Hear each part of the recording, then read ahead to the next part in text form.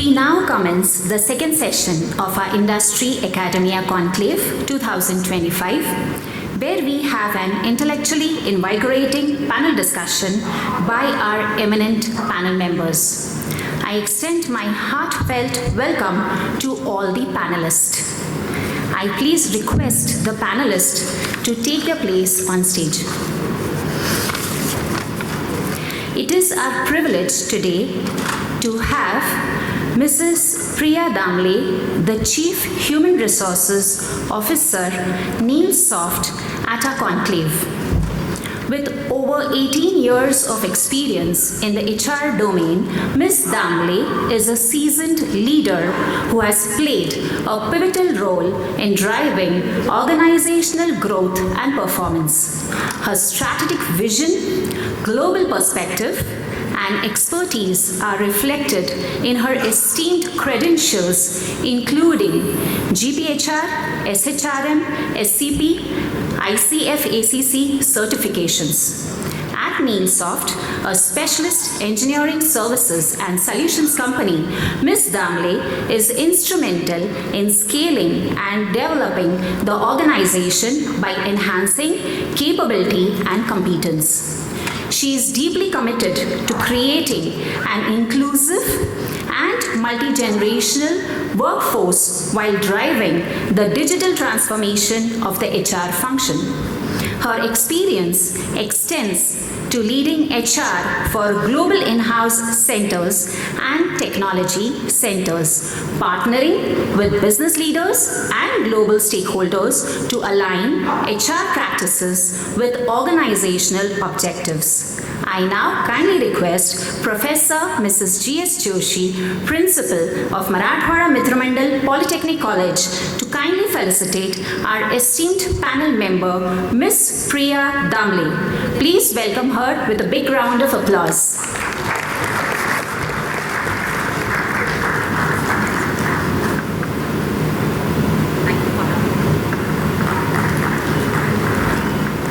Thank you, ladies. We are delighted to welcome Ms. Sheetal Sahasrabudhe, Director and CIO for Pricing as well as India Head of Wholesale Lending Technology at Barclays. In her current role, she is responsible for the global management of the pricing technology platform and strategy, alongside leading all wholesale lending technology teams in India. With a distinguished career spanning over 20 years in the banking and financial services sector, Ms. Sheetal has built an exceptional track record in optimizing business processes, reducing firm risk, and implementing scalable technology solutions to drive efficiency and cost savings. Since joining Barclays in 2018, Ms. Sheetal has held a variety of global roles in markets technology, bringing nearly 20 years of experience from leading financial institutions, including Morgan Stanley, JP Morgan Chase, and Credit Suisse. In addition to her core responsibilities, Ms. Sheetal actively drives Barclays India's early careers programs, focusing on graduate and intern hiring as well as specialized training initiatives. She is deeply committed to fostering a positive mindset shift amongst women and students, believing passionately that diversity in all its forms is a pathway to excellence. Please join us in welcoming Ms. Sheetal Sahasrabudhe. Now I request Dr. Kranti Deshmukh Ma'am, Principal, Shankarrao Chauhan Law College, to kindly felicitate Ms. Sheetal Sahasrabudhe.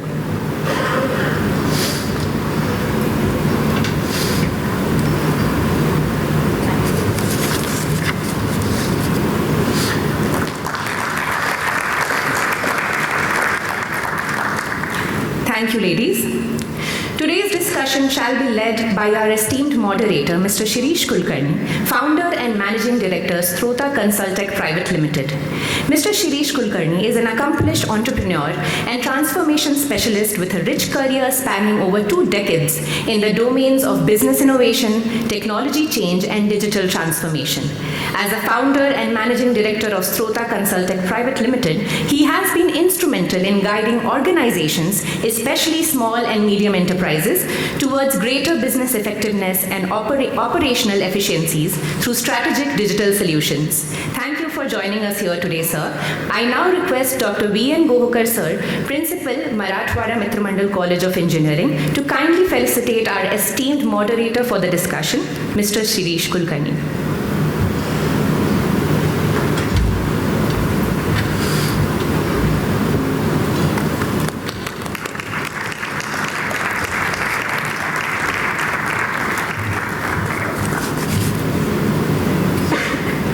Thank you, gentlemen. We are thrilled to welcome our next panel member, Mr. Srijay G, Associate Vice President, Engineering at Rose India.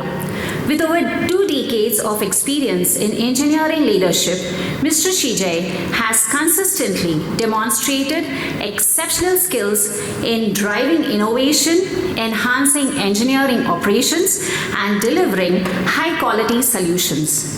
Having joined Rose India in 2023 as Associate Vice President, Engineering, Mr. Srijay plays a pivotal role in leading engineering teams and shaping the strategic direction of Rose's engineering projects. His deep expertise spans the entire engineering life cycle from product design and development to operational excellence and quality assurance. Prior to his current role, Mr. Srijay spent 20 years at Bosch Engineering and Business Solutions, where he began his career as a software engineer and ultimately rose to the position of engineering manager. During his tenure at Bosch, he was instrumental in managing several engineering projects, optimizing processes, and leading cross-functional teams to deliver innovative solutions. Please join us in welcoming Mr. Srijay Ji. I now request Dr. R.V. Bortake, sir, Principal, Marathwada Mitra Mandal Institute of Technology, to welcome and felicitate our panel member, Ms. Srijay Ji.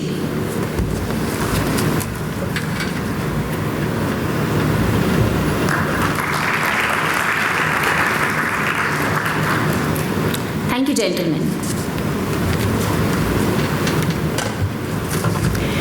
It is our absolute pleasure to invite our next esteemed panelist, Mr. Jaideep Sant. Mr. Jaideep Sant is the Director, Marketing Asia, Head of Global Marketing Breaks at Hitachi Estemo. As a highly motivated, enthusiastic, and results-oriented professional, he holds immense expertise in management. Throughout his career, he has been recognized as a successful deliverer of profitable growth at the top as well as bottom line. Tactically astute in managing complex business with innovative business development, sales, and marketing skills, Mr. Sant is also adept at creating strategic alliances with organization leaders to effectively align and support key business initiatives. In his expansive career, he has demonstrated strong leadership and effective communication skills for team building and proven capability in strategic business aspects. To top it all, he is very approachable in demeanor and pragmatic in his decision making. Thank you for being here with us today. I now request Dr. G.R. Patare, sir, Principal in Charge, Marathwada Mitra Mandal College of Commerce, to welcome and felicitate our panel member, Mr. Jaideep Sant.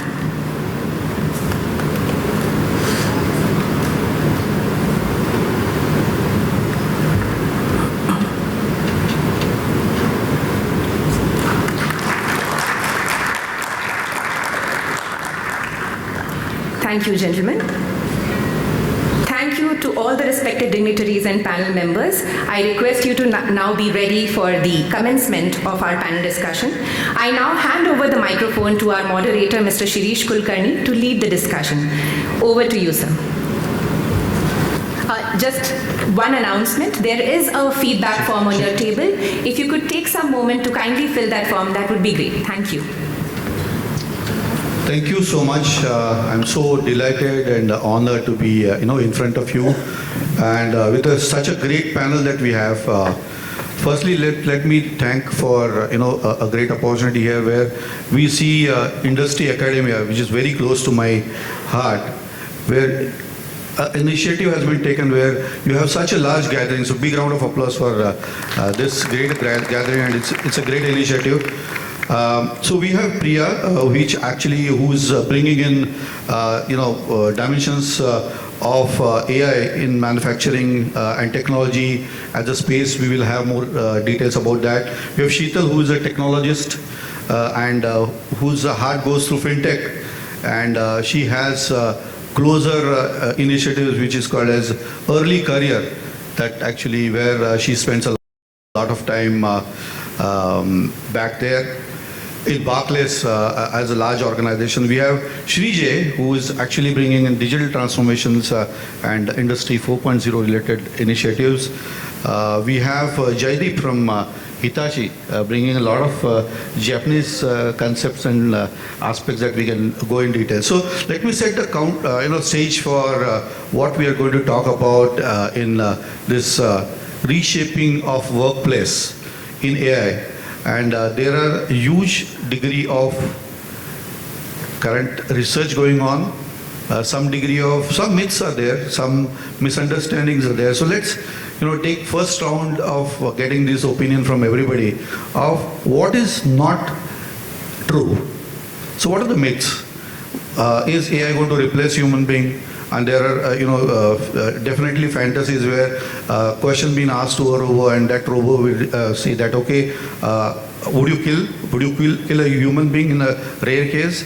And answer is getting recorded at yes, right? So is it true that AI or any kind of expert system that we are actually building is going to be harmful?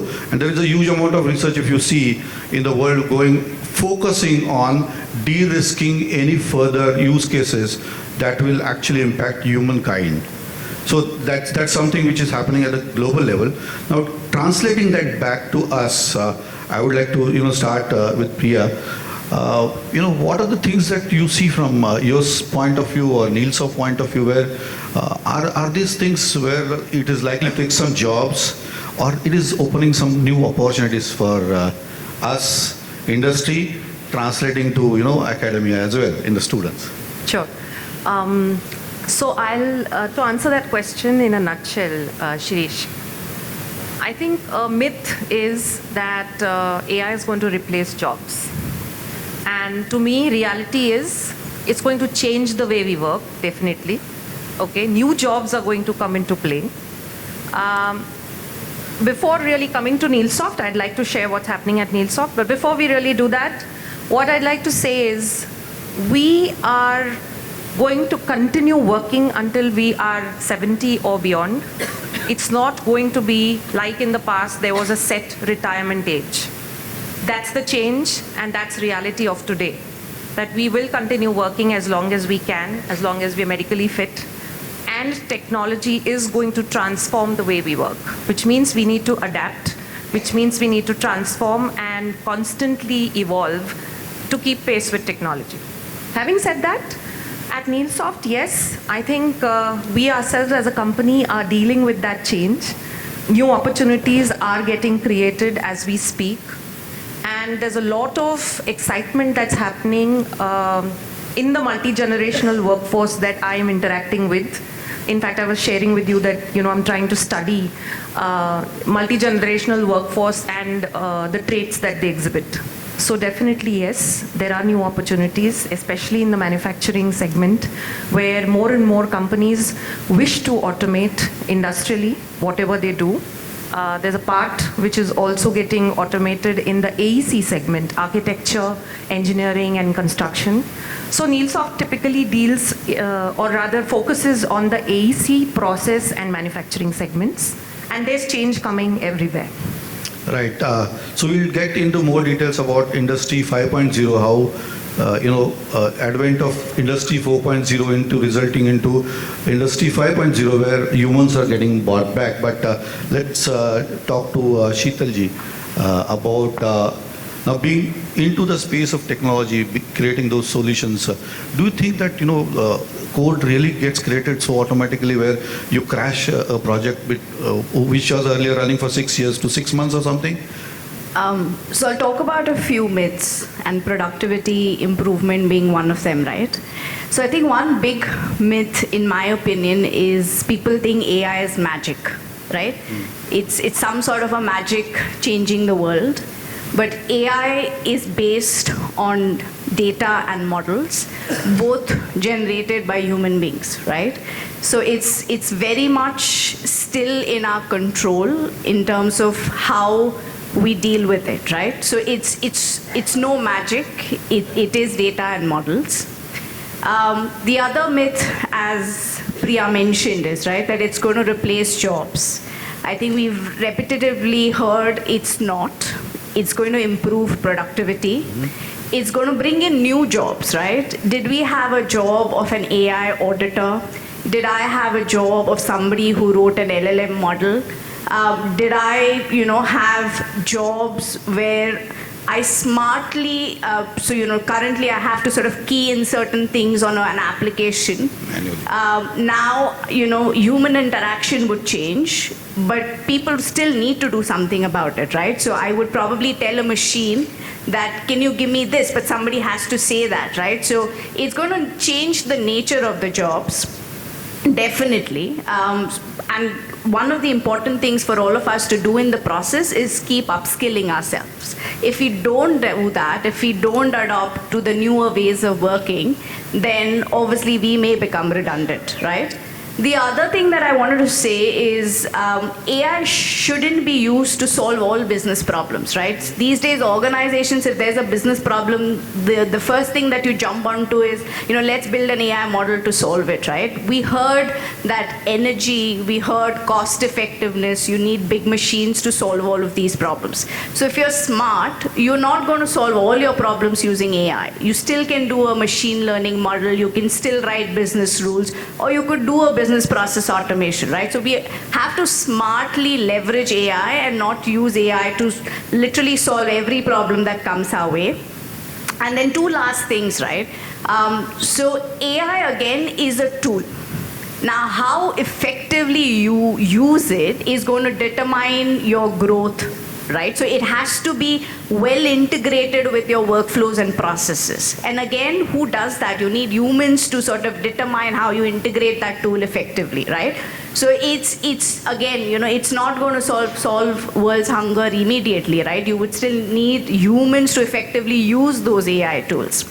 And lastly, organizations being a technologist, yes, code generation does happen using AI, but a lot of organizations like ours have a lot of legacy systems, right? Legacy banking systems. You cannot replace all of them one day with new gen systems, right? It's extremely expensive to do that. So while code generation does happen for the newer platforms that we build, and they're faster to build and develop, on our legacy systems, we still need to write traditional code. So it's evolving. It's going to change, things in the future. But we're going through a different phase at this point. Wonderful. So that basically sums up it as AI is going to help us. It is going to help us automate. It is going to build that efficiency that we require. But it is not going to be click of button or magic overnight that it will happen, where even the models have to be trained moving forward, right? So let's move on and look at digital aspects of manufacturing in more details, like Industry 4.0, Industry 5.0, where you see a lot of things happening, where robotics becoming intelligent, where the vision is capable of recognizing faces. Now if you go into a kind of a scenario in which complete portfolio of the customer is available. So I think, what do you see that, does it increase the way that we see visibility in manufacturing, or how does that translate? Yeah, so for the Industry X.0, I will not say 4.0 or 5.0, but Industry X.0 is still evolving. The way it was projected in 2011, the way the Industry 4.0 will be like a bubble burst, didn't happen because of a lot of problems which is faced at the operational level. And if you go deeper into it, the IT system, which we talk about, the AI, the data science, and big data model, everything exists, but at the same time, the operational topic, what is required, needs a human intervention. That means even very long to go, we will have the artificial intelligence and the human intelligence has to coexist if we have to succeed in the space of Industry X.0. Mainly because of the interfacing which is required for the machines and the IT system, and the intelligence on taking decisions to some extent can be decided by the artificial intelligence, but training the artificial intelligence is going to take time. So for very long time to come, I still believe the human intelligence and the artificial intelligence will coexist in the Industry X.0. Wonderful. So, taking that extreme of leveraging Industry 4.0 to the largest extent, where you see, industry working day and night, all the robotics is there, humans are not required. I'm talking the extreme part of mechanization, right? And there is a concept called as dark factories in that case, where humans are eliminated. And there are some movies also. Wall-E, if you see as a movie, has got a good example of how Earth was full of garbage and complete life was taken out. The point I'm trying to ask, maybe we will move to Jaideep, is in this piece, do you see that, aspect of supply chain for that matter, which is a comfort area where you see a lot of visibility. So do you see from AI point of view anything and everything is getting changed, where supply chain gets completely visible and you get a lot of connect and you are able to get that expectation back to the customer from the manufacturer? Yeah, just to set the context, I mean, we spoke about myths and everything. So predominantly these myths, as we say, are popping out from a basic human nature, which is anxiety. So there's a fear of unknown. So AI is changing the landscape. We are at a point of inflection. Nobody knows exactly where it is heading, and there is a sense of anxiety, which is causing a lot of myths to happen, which is a natural human tendency to have, to reject whatever is in front of you. Now, having said so, these myths have to be countered with various strategies. And specifically to answer your question in terms of supply chain optimization, so today in the automotive industry, I mean, you have OEM on one side and you have the service on other side. So we are talking of very advanced predictive models where if you see the vehicle architecture, it was a fragmented ECU architecture which is moving to a SDV kind of an architecture, where your vehicle is throwing real-time performance data, which is again big data, which is getting analyzed at data centers, and then you are predictively understanding what's going to go wrong. And if something is going to go wrong, your vehicle is getting pop-outs, and then it is directing you to the nearest maybe service station, workshop or something. And then your SAP system or your ERP system is already linked to those to know what kind of stock levels they are holding. Parallelly, it is connected to the factory. So with this kind of an integrated approach and with this predictive maintenance, the entire supply chain cost is getting optimized, which is also helping companies to manage inventories properly, which is indirectly resulting in very, very optimal control of your variable cost. And hence, it's increasing your profitability. So AI definitely has some myths which are actually required to be known for. AI is going to be there where it going to change the life. If we stick yourself to be doing all those mundane work which could be simply replaced by some logic and programs, I think that those jobs are definitely under threat. You see various industry where technology and AI has impacted, and those graphs are available. Wherever you see that a huge impact is happening for the industry and for those roles have to be actually replaced with those people moving out to areas where this digital has not impacted. Now, I'm coming to human being getting leveraged for its insights, for its tacit knowledge, for its experience. And touch of the engineer, a lot of us are able to figure out that there's something wrong. That's something wrong. The gut feeling cannot be replaced by AI. right? So moving on, I think Priya, talking about this chat GPT, well, let's go on, where certain things are readily available. So do you see that it is impacting in a positive and negative way on the work side, where it is reshaping some work, so people getting lazy, or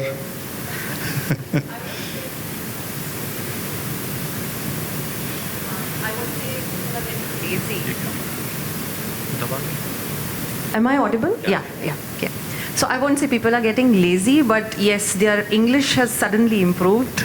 wow, So emails are better written, and the person in person, and how the person communicates in English, and then suddenly you see emails from that very individual, and you're surprised at the English, but that's Chat GPT at play.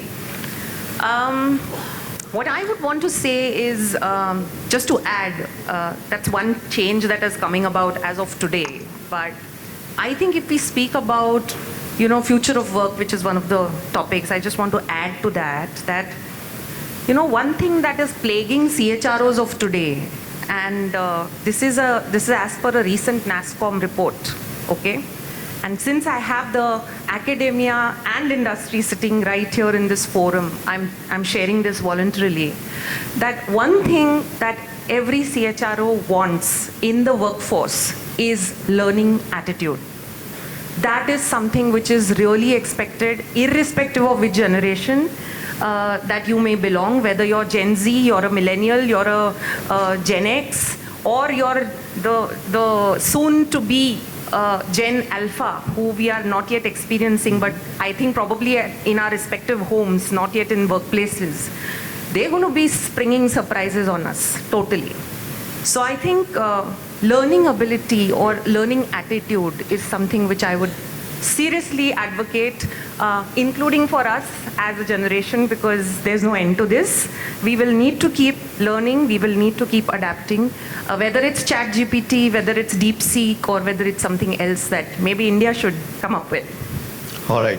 So that's really positive, and definitely something that is encouraging for staff as well as students to look at having our own way that we want to shape up AI in future, right? Going to Sheetal, see, I was thinking now workplaces are likely to be impacted. Now, talking about a fintech kind of a complex world where we are playing with money, and blockchain is something which has come very, very fast, and as an initial adopter, fintech is definitely adopted it. Now, by blockchain, it is a trusted path, and it will eliminate a lot of decision makings in between. So do you think that that's getting adopted, where it will become something which is a business, and then it will impact and open up something critical for us? Yeah. So firstly, I'll talk a little bit about what happens in the banking industry, right, when it comes to technology. So firstly, we are highly regulated, right? So we cannot adopt technology at a pace some of the other industries could potentially adopt, right? So there's data privacy, there's cross-border, data, so there's a lot of there's an aspect of regulation and control. So we cannot necessarily adopt technology at a pace healthcare, manufacturing, retail could, right? So that's the bottom line. But having said that, AI, it could be blockchain, all of that, right, is being adopted and taken up very openly at our end.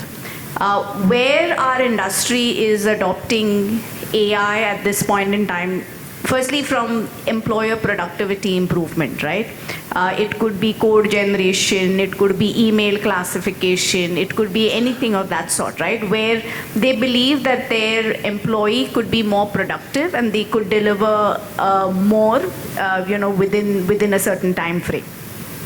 Now, in terms of technologies like blockchain, where there is, secure data transfer, all of that, yes, so we do adopt all of that. Now, when it comes to fraud detection, anomaly detection, exception management, how you can cater to your customers better by getting the insights upfront, all of that is being done. I think what I want to say is that banking is always going to lag a little as compared to the other industries, primarily because we are highly regulated, and which is a good thing. Because we are people, we've got people's money to protect. So yes, so we are sort of adopting the newer technology, but our pace is still slower than some of the other industries. Wonderful. So you definitely see that, those aspects are reaching out where it will impact not only the workplaces, but also it will translate to newer jobs that we will come back moving forward. Yeah. Yeah, I think let's go to Srijay and ask about your favorite space of product development and quality, cost of poor quality, advancement, predictive maintenance. All that life is getting changed where, you are not required to stay up in a night. Maybe like in Japan, in Toyota management system, you have something called as Gemba, right? Gemba is a manufacturing term used for being there wherever things are happening. And with AI, we are, you don't require to be physically there. So what is changing? I would not say AI, because of AI, people need not be in the Gemba. Gemba is really required. So for example, we talked about this image processing. The image processing technique will be used to identify the problem, the part is produced and eliminated. That can be automated. But why the problem comes, what is the source of the problem, and how exactly the problem needs to be fixed cannot be done by the machine today. It is only on the identification level and the decision-making level, what we talked about. It will happen, it will decide that no, this is a faulty part, it has to be rejected. So the quality control, the process control surely will improve the quality, but the root cause, why that happened and how exactly it could be prevented can happen only when a human goes there and checks what's the cause of this particular problem and how this could be eliminated. That is what exactly the human intervention is there. So it has to coexist, as I told previously, it has to coexist and it cannot be differentiated. Even if we go for the advanced automation system, Gemba is required and the human intervention is required. Otherwise, we can say, hey, there is a problem, I will stop the line. So the line will stop and no one is going to take an action if human is not there. So they have to be there in Gemba to take an action, to take corrective measure and say, can I proceed with this particular line manufacturing or should I stop it? Wonderful. So AI has been created, ML has been created as models that human being has created for the benefit. It has been designed for us and we should be, as human being, always be there, but building the strategy, building the control and setting the set points, triggers where it will actually come to us and we are in control of them instead of the AI controlling us, right? That is right, and that is how exactly the plants will be organized in long time to come. It will not change. It is human has to there change the control parameters, see is there a problem that is coming in the line, fix it and move forward. Wonderful. Moving on to Jaideep, another dimension that would change will be the way management looks at it, right? The style of management, how we look at any change coming as big as AI, right? So do you have a perspective on that? Where it matters, and typically if you sit back looking at the way that you've got a closer experience with Japanese, is it that their way of working would help them more or us more? See, if you look at any big organizations and especially learning organizations, they don't tend to do things for an immediate short purpose. They continuously keep on scanning the macro environment and they try to understand these macro trends that are going to affect the industry.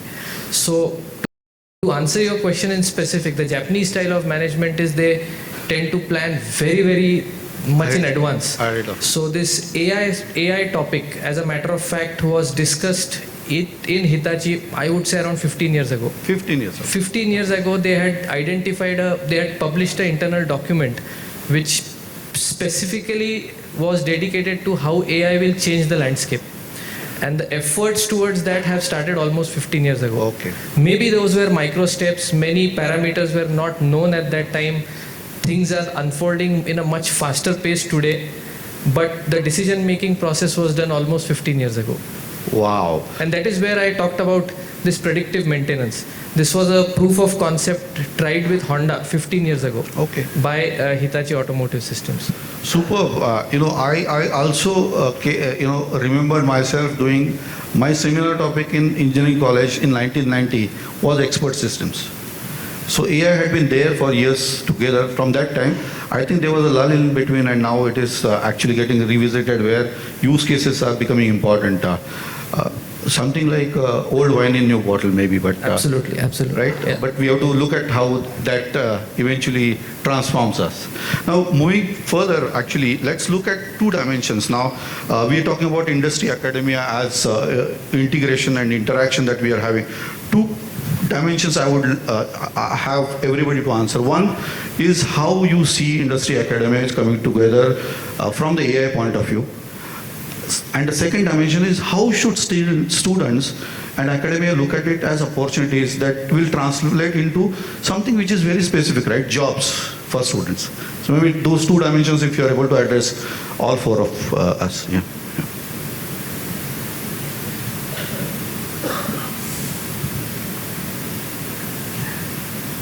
So something like Center of Excellence or Technology Centers, yeah. live projects, is that the way that? Okay, so your question is two parts. One is you said, how do you see industry academia coming together on AI? Yes. And then any specific goals or any tasks? Could there be any jobs like we did not have a digital officer, chief digital officer at the helm of the organization to look Right. at all the digital things that are happening? Right. So the second part I will come Okay. to. Firstly, yes, I think it goes without saying that it has to be a partnership between industry and academia, right?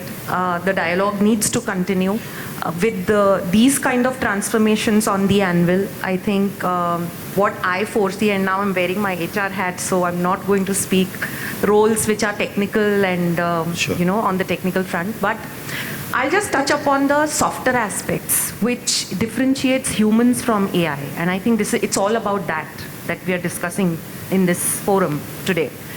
So skills which are things like social skills, process skills, okay, emotional intelligence, when I say process, maybe decision making, communication skills, but not just communicating. When I say communication skills, articulation, the art of negotiation. Wow. AI cannot do this. All this is intangible. This is human. This is where human interface or the human intervention is necessary, right? And all these skills are important from the next 3-year standpoint. And when I say this, again, I'm referring to a report which has been published recently, which I have gone through. And it's listed over there, and all these are nothing but the softer aspects, which I think if the academia makes note of, the technical part anyway is being worked on. We just heard about the number of colleges that are there. We heard about how, the kind of rankings they have. And the technical focus exists. It remains. It goes. That's a given. It's hygiene. Needs to be there. But on top of that, it's these aspects to deal with AI and intervene at the right point in time that I would say the academia needs to make a note of. Okay. Right? So I think I would summarize it to that extent and say it's just how we adapt and how we transform. And it's learning all the way. That's positive. I think even HR as a function is looking at it in a different way for the roles as well as the functions. That's amazing. Maybe Sheetal, something about the early career and how that maps and how that is likely to have direct impact on this ecosystem. Sure. So I'm going to try and answer both your questions, right? So I think it's industry and academia just don't need dialogue anymore, right? I think the dialogues have been happening for many years.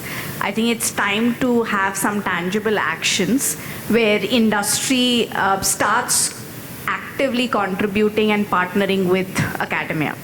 And that's something that we're doing in Barclays, right? So what we've seen is that a few leadership sessions here and there and us sort of coming on some academia meetings was not helping.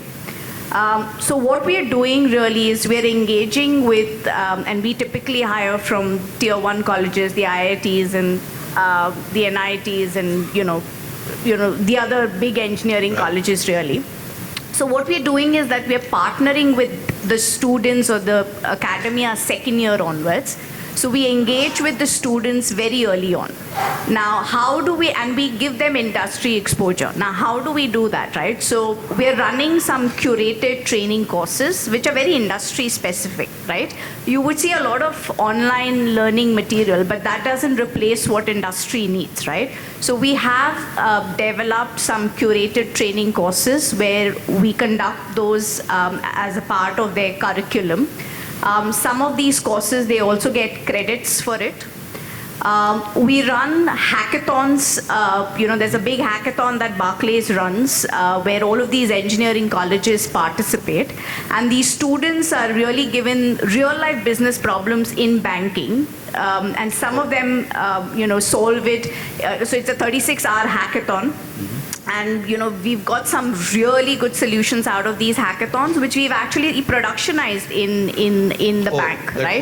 goes to the business also. Absolutely. Wow. So we had the last hackathon winner was a team from a college in Chennai who actually built quantum computing models, and they're already doing some work with government, etc. And we are actually hiring those students. So it enables us to hire differently, right, as against traditional hiring.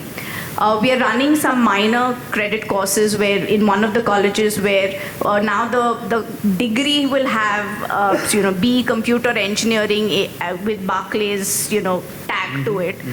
So there's several things that we are doing with Academia very actively. So as I said, it's more about dialogue and actually sort of partnering very actively with engineering colleges.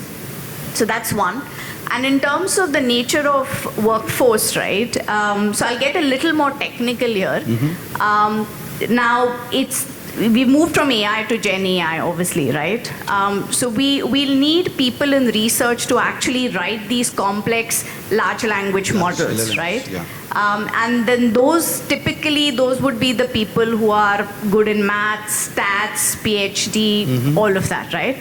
The next level would then be these agent developers, right? So you would then need to integrate all of these AI models into your workflows, into your processes, into your tools, right? So we'll need roles of those sort where engineers understand how to do that.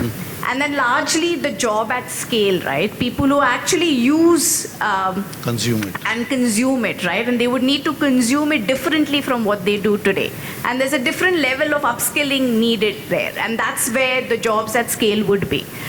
So when, as a part of your academia, as a part of your curriculum, you should assess, where your students would fit in and accordingly train and groom them would be my recommendation. Wonderful. So just to kind of sum it up, two dimensions. One is that a sect model is there that we can look at, very promising for academia to look at. The second part is understanding AI to that level, ML and the models to that level that we are going to create them. So we require folks to create it. We are going to train it, so we require people to train it. We require to know how to train them, so we require domain experts and people who are knowing about the business to train them, and eventually consumers also. So I think those are the areas in which you see development happening, and that is the area that academia has to make sure that they are up and running, right? Wonderful. So let's get to CJ.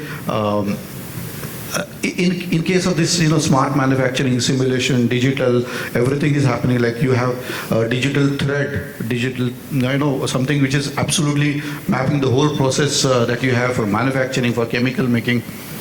So what do you see that academia should have kind of a setup for making sure that they are able to comprehend it and be able to actually map it and scale it so that they are, theoretically employable directly? Yeah, coming to this particular topic, it's the first one information which I would like to share is in 2023, the World Economic Forum, when they published the report of the future job market, the prediction was by 2030, 40 million jobs will be eliminated. And when come to 2025, the same World Economic Forum, the publishing says that 73 million jobs will be eliminated. Does it mean that basically every job will be gone? It's not really. The same report says that new jobs close to 170 million will be created. So that means it is going to add more jobs than what exactly we have today, because of this specific AI is not going to eliminate anything, it'll add more. It's the same fear like what we had when Ford mass produced, with the mass production. Everyone thought that, okay, human capital is not required, but if you see today, every industry runs with the human capital. And that is how exactly even in the AI it will happen. Coming into what exactly the academia has to focus on. The basics of the engineering is one important thing, because I'm coming from the engineering background, so I'll emphasize more on the engineering, but it holds good for every other, the law or for the arts. The basics is much more important. So today we are missing out the basics. Because if I go to the student, they say, okay, I'll just give some comments and I will get the results, and I know what is a concise number or concise value, what exactly it is, or the concise information. And that's not going to help. They have to be strengthened in the basics, and that basics is coming from the universities. So universities has to start focusing more on the basics. I would say go back to the board rather than using the advanced tools of the computer, because it's going to cause distraction for sure. So go to the board and go back to the basics. And second thing, the bias, which we talked a lot. I think we also talked about the bias that is generated because of the AI. So there means basically even we have to go and emphasize on the human value. The value system should not get degraded because of this particular AI. And in future, if I have to train an AI model, the value system has to be emphasized. I should not detect, okay, fine, all the blacks will be, will not be given bail. It's not right way to detect on the model, because the basics of the model building itself is creating a problem there. So value system also has to be emphasized in the universities, in addition to the technical or the domain expertise which they have to build. So that would be my recommendation. And coming into the smart manufacturing, if you have the basics set right and human value system set right, I am confident everyone will have the right AI system which will benefit the complete mass. I think that's absolutely encouraging, where going back to the whiteboard or a blackboard is a key to success. Definitely AI is a layer where you can add more and more expertise based on your skills and experiences. I think that's right. Okay, moving on to Jaideep, very interesting stuff where things are moving, autonomous cars, electric vehicle, very extremely complex systems are there. So do you see that as where AI, ML are actually going to get impacted not only in the manufacturing or also in the product, right, making it more intelligent?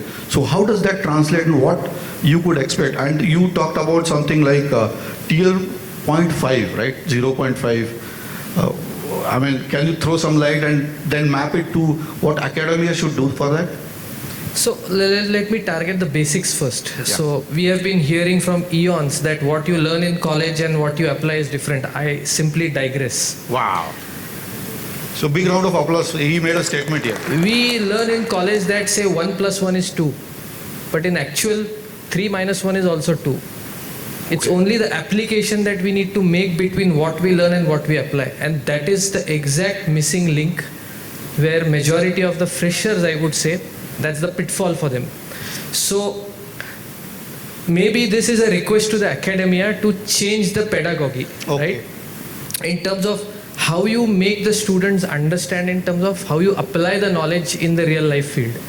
And then the request to the students is don't always feel that the colleges will force feed you everything. You are living in today's world where you can network like this, maybe on LinkedIn and various platforms. You can talk to experts, enhance your knowledge, try to gain real-time use cases which industry are using against what you have learned, which will help you to bridge this gap. So that's the basic I would like to touch upon. Talking about autonomous vehicles and advanced driver and driver assistance systems or tier 0.5 manufacturing, I mean, these are quite advanced level systems that we are talking of. So a lot of upskilling is required here, and the most important aspect that I feel, rather than getting too much technical into the skill set, I would just say that everybody should keep their student cap on.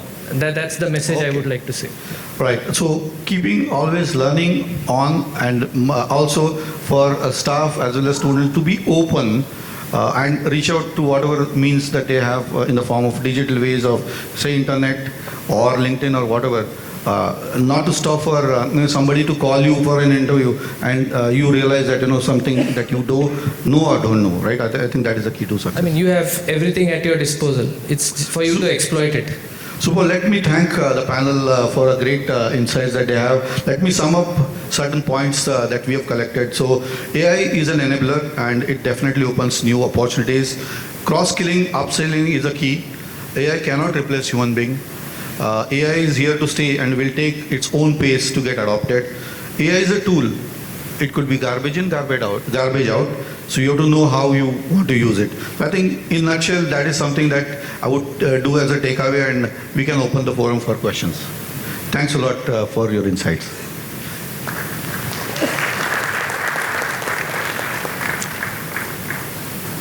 We have time for some questions, right?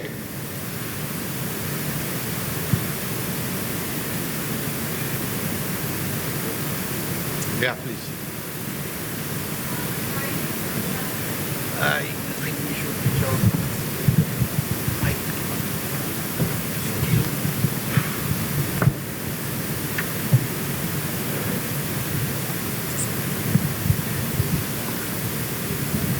Hello, thank you so much. This is Deepanvita, CEO of DC Consultants.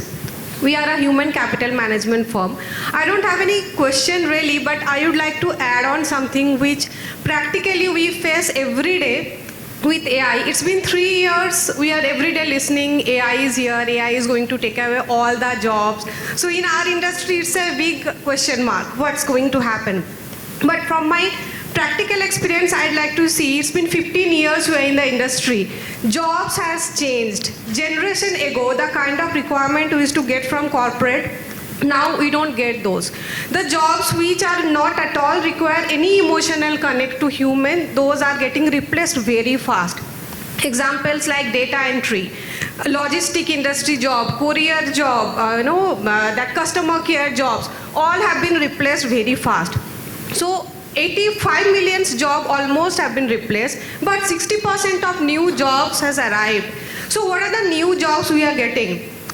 Like the industry where you need data security, now data is a very big threat, and that data threats, cyber security, lots of jobs are there in the industry. And energy segment, like energy jobs has not at all been replaced by AI. Biotechnology, genetic energy, nuclear energy, there are so many requirements. Semiconductors, machine learning, those are the new jobs, and most of the requirements we are getting, that is analytics. AI need data to get the decision. So data analytics jobs are huge in market now. So my request to academia, if you centralize your courses or short courses to this direction, then your students would be getting lots of opportunity in the industry in coming 1 and 2 years. Thank you. That's my So many of them are statements. So big round of applause for her. Thank you so much. Because anybody wants to take a stab. What she said is that jobs are there, jobs are changing the role, and some industry that she spoke about where the movement is slow. Nothing changed, and in fact, in an organization, if we create a map of which of the role is getting impacted hugely in the way that automation is coming, if at all it is in the customer support, if at all it is in the part of procurement, you have to define where it is coming fast and move those people who are intelligent enough to upskill them, cross-train them to other competencies to make sure that does not cost them a job, right? Any perspective anybody wants to give that? Yeah, you want? Okay. All right, thanks. One question for academia. Yeah. Hello. Myself, Deepak Bodhani. I am a system integrator for Industry 4.0. Can somebody explain a little more about Industry 5.0? It's not the forum for that, but let me just give a perspective. Industry 5.0, why it is there? Basically to look at a continuum of 4.0 where it becomes too excessive and something like a dark factory is coming into picture. And you would see a lot of movies also coming where the control is taken by somebody else and now you are kind of a slave. and that has to be removed. So first pillar is human power or manpower, which is the first pillar. Manpower is come back for controls, where things have to be set right. The threshold points have to be moved. So anything and everything which is running fine, it definitely requires resetting, recalibration, reconfiguration, thinking about what strategy that we want it in 3 years to 5 years from now. So maybe it is running without any intervention for a week, couple of weeks. Predictive maintenance or any kind of predictive dimension that you have across the value chain, those values have to be triggered and set. And you require domain expert across the value chain.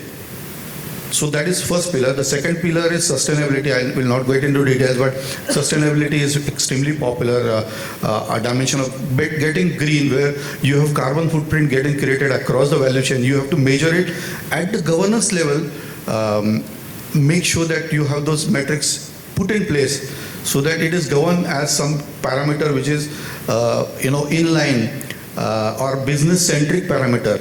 Than something that you do as a part of some other.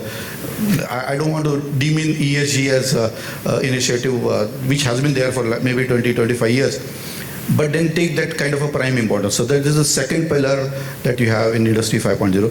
Third is agility. Now we've seen something like pandemic impacting us, and we carry out disaster recovery planning. We have those plans, and those might be more popular in IT space. We want to have our organizations to be capable and flexible and agile, to be able to face those things which are in there, and we in a contract we write them as force majeure. So something like that happens, how will my organization react to it, build a change management process, build that delegation process, we build that backup process in place. So that's the third pillar called as agility. So these are three pillars in a nutshell. Does that answer you? Maybe we can speak in detail. Yeah. So just to say what is the difference between Industry 4.0 and Industry X.0, in a simple words, Industry 4.0, the focus is on the digital shop floor. That means I have n number of machines running. I will digitalize the machines and get the parameters of the machine.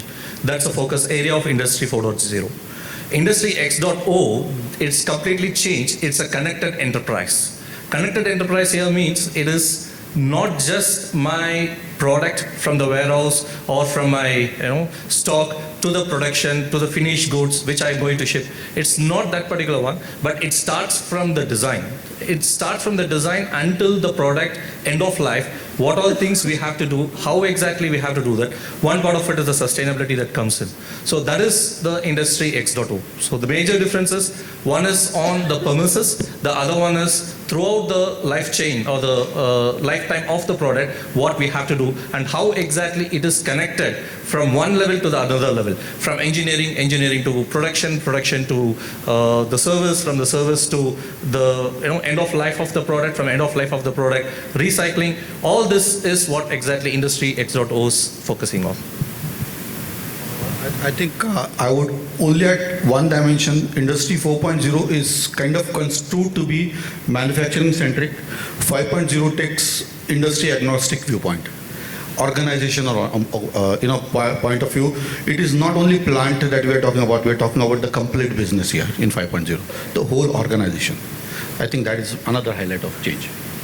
All right, any other questions? Yeah, I had one question for the academia. Yeah. Good afternoon, everyone. I'm Kalyani Kulkarni from Willow Matharan plant. When we hire people, say the new entrants, graduate trainees and all, what we have seen, the attitude is completely different.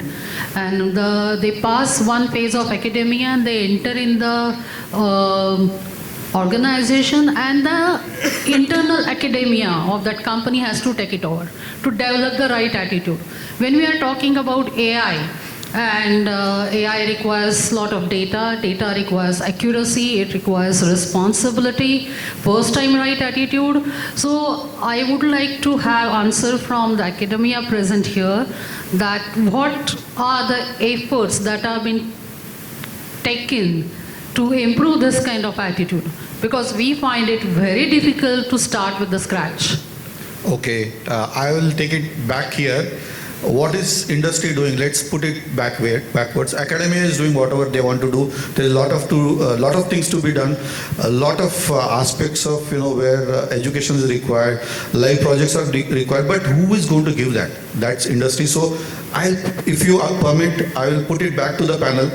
What is that is happening where industry is looking at solving this problem, because it is like pointing a finger. No, it is not pointing the fingers. Let me tell you that we also get interns and we, help them in doing their projects. All those things happen. But it is like, these seeds have to be sown at an early age. And this has to be, somewhere it has to start when you are learning something. Yes. And then it is from independence to interdependence, from educational institute to an working institute. The difference is huge. And then if we have to start with the scratch, it becomes very difficult to make that person efficient professional. True. Yeah, so can I answer that? So, in fact, you answered some portion of it. Big round of applause for you. Let's see. If I can answer that, right? I think all of us as organizations have this issue, right?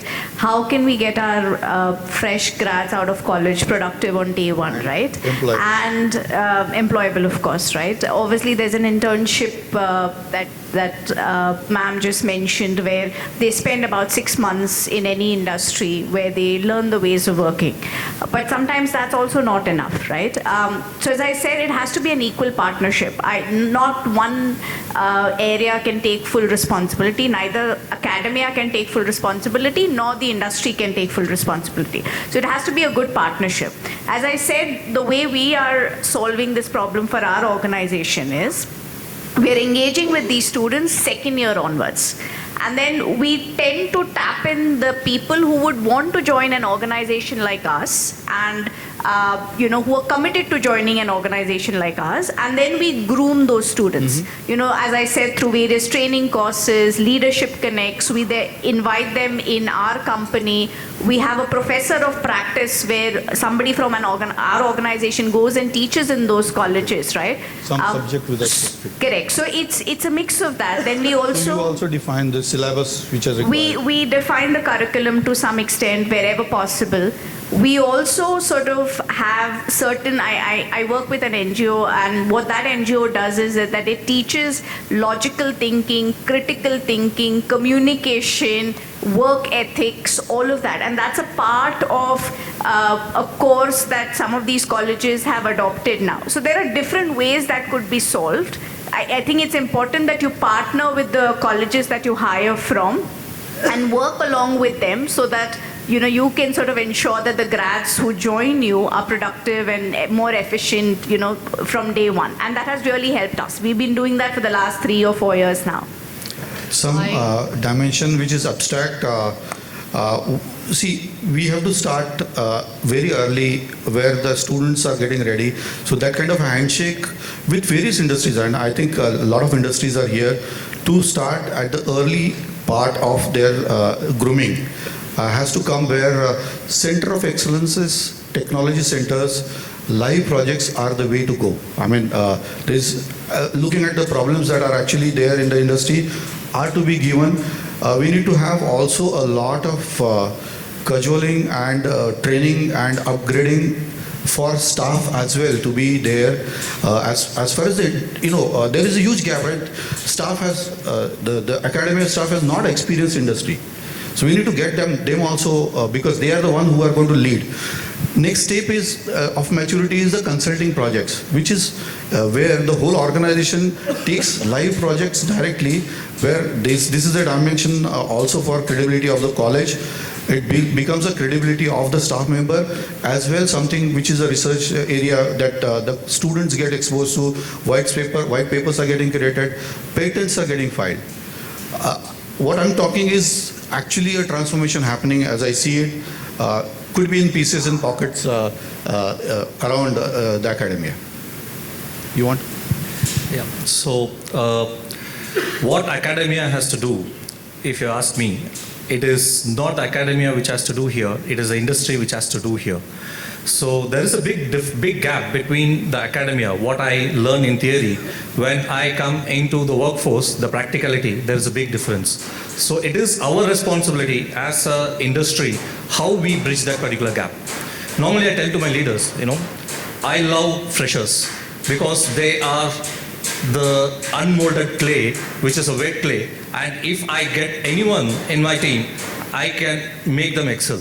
So that is a confidence which I have in the freshers, in the engineering community. Anyone who comes will be able to grow.